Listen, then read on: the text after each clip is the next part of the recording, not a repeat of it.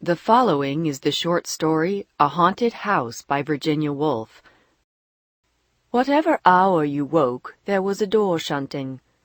From room to room they went, hand in hand, lifting here, opening there, making sure, a ghostly couple. "Here we left it," she said, and he added, "Oh, but here too." "It's upstairs," she murmured. "And in the garden," he whispered. "Quietly," they said, "or we shall wake them." "But it wasn't that you woke us. Oh, no. They're looking for it. They're drawing the curtain," one might say, and so read on a page or two. "Now they've found it," one would be certain, stopping the pencil on the margin. And then, tired of reading, one might rise and see for oneself. The house all empty, the doors standing open, only the wood-pigeons bubbling with content and the hum of the threshing machine sounding from the farm. What did I come in here for? What did I want to find? My hands were empty. Perhaps it's upstairs, then. The apples were in the loft. And so down again, the garden still as ever, only the book had slipped into the grass.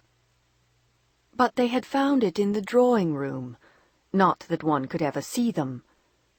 The window panes reflected apples, reflected roses, all the leaves were green in the glass. If they moved in the drawing-room, the apple only turned its yellow side. Yet the moment after, if the door was opened, spread about the floor, hung upon the walls, pendant from the ceiling. What? My hands were empty. The shadow of a thrush crossed the carpet. From the deepest wells of silence the wood-pigeon drew its bubble of sound. Safe, safe, safe. The pulse of the house beat softly. The treasure buried, the room. The pulse stopped short. Oh, was that the buried treasure? A moment later the light had faded. Out in the garden, then?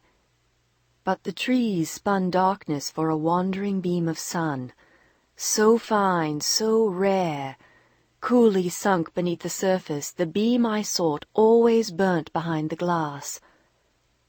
Death was the glass. Death was between us. Coming to the woman first, hundreds of years ago, leaving the house, sealing all the windows, the rooms were darkened.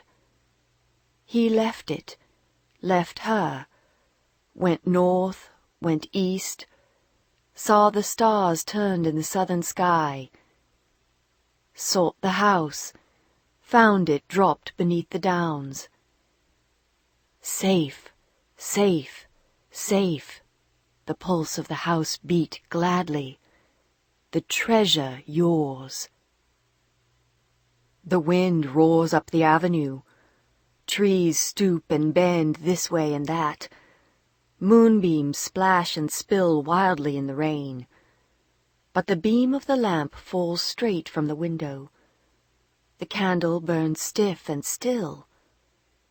Wandering through the house, opening the windows, whispering not to wake us, the ghostly couple seek their joy. "Here we slept," she says, and he adds, "kisses without number. Waking in the morning, silver between the trees. Upstairs, in the garden, when summer came, in the winter snow time. The doors go shutting far in the distance, gently knocking like the pulse of a heart. Nearer they come, cease at the doorway. The wind falls, the rain slides silver down the glass. Our eyes darken. We hear no step beside us. We see no lady spread her ghostly cloak. His hands shield the lantern. Look, he breathes, sound asleep, love upon their lips. Stooping, holding their silver lamp above us, long they look and deeply. Long they pause. The wind drives straightly, the flame stoops slightly. Wild beams of moonlight cross both floor and wall, and meeting stain the faces bent, the faces pondering, the faces that search the sleepers and seek their hidden joy. Safe, safe, safe, the heart of the house beats proudly. Long years, he sighs. Again you found me. Here, she murmurs, sleeping, in the garden reading, laughing, rolling apples in the loft. Here we left our treasure. Stooping, their light lifts the lids upon my eyes. Safe, safe, safe, the pulse of the house beats wildly.